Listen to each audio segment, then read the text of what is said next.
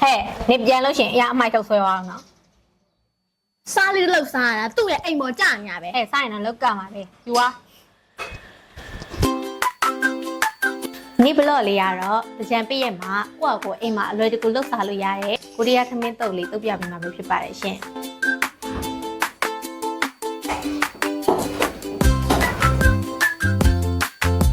လို့နေတယ်ဟဲ့ဘလော့ရိုက်နေရဘာဘလော့လဲကိုရီးယားထမင်းတုပ်လုပ်ပြမယ်ဘလော့တက်ပြီလားစားမယ်လေအခုမှချက်တုံးရှိတယ်နင်ကငတ်ကိုငတ်တယ်ကိုကဘယ်ကံသွားစီတော့ပါဝင်ပစ္စည်းတွေကတော့မုံညင်းစိမ့်ပါမယ်၊ဥနီပါမယ်၊ပဲပင်ပေါက်ပါမယ်၊နန်းပါမယ်။ပြီးလို့ရှိရင်တော့စသားကိုတိတိလေးတုံးပြီးတော့အရင်ချက်ထားမှာပဲဖြစ်ပါတယ်ရှင်။ပထမဦးစွာဒေကိုပူလာပြီဆိုလို့ရှိရင်စီရှင်းမှာပဲဖြစ်ပါတယ်ရှင်။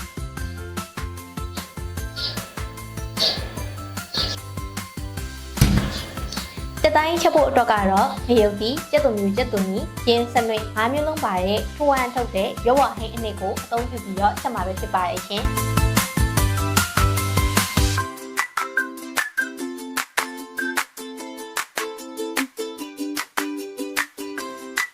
နန်းလေးမွေးလာပြီဆိုရင်တော့ချက်သားထည့်မှာပဲဖြစ်ပါတယ်ရှင်။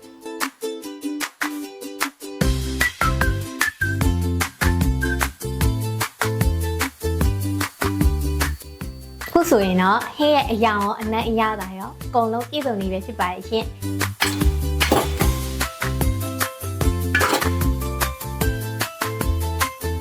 မုံညင်းစိမ်းကိုတော့ရင်းနှီးပဲပြောမှာဖြစ်ပါရဲ့ရှင်။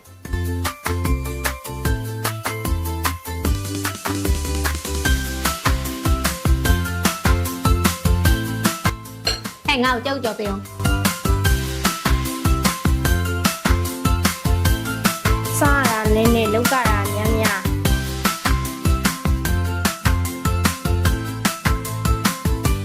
ထမင်းတုပ်လုပ်ဖို့အတွက်ထမင်းကြီးထည့်ပါမယ်ရှင်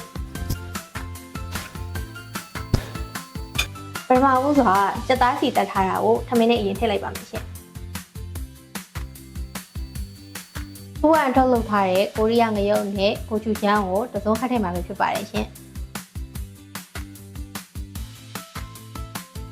ပြီးရင်တော့နှံ့အောင်နေမှာပဲဖြစ်ပါတယ်ရှင်ပြီးရင်တော့ခုနရင်းနှီးဖြောထားတဲ့ဘာပလာလေးတွေကိုထည့်မှာပဲဖြစ်ပါတယ်ရှင်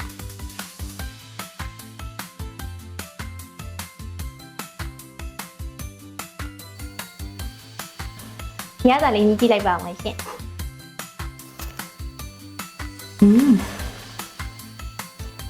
ရတာတော့လောကထိမိဖို့နေရပဲရှင်။ပြီးတော့ခုနကကြောထားတဲ့ကြက်ဥလေးတင်လိုက်ပါမယ်ဖြစ်ပါတယ်ရှင်။သုံးသက်အနေနဲ့နှမ်းလေးလိုက်ပြမှာပဲဖြစ်ပါတယ်ရှင်။ဟမ်ရပြီလား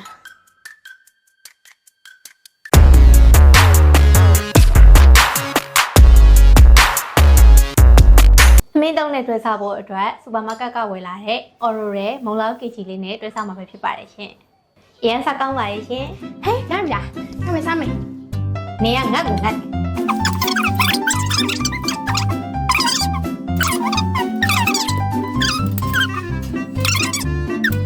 တော့ကောင်း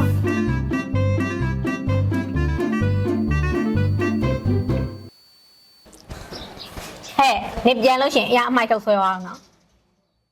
စားလေးလောက်စားရတာသူ့ရဲ့အိမ်ပေါ်ကြာညာပဲဟဲ့စားရင်တော့လောက်ကမှာဘူးကွာ